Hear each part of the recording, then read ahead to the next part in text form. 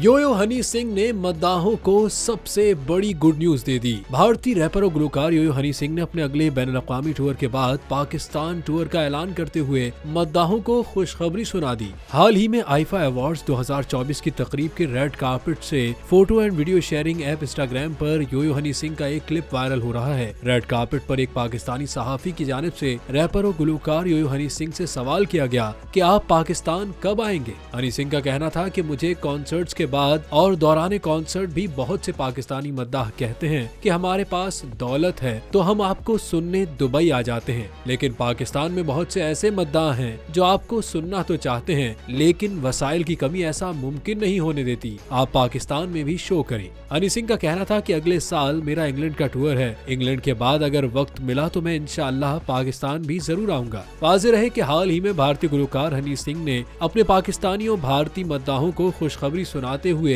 ऐलान किया था कि वो ब्लॉकबस्टर के गुलकार फारिस शफी की अपकमिंग एल्बम को प्रोड्यूस कर रहे हैं।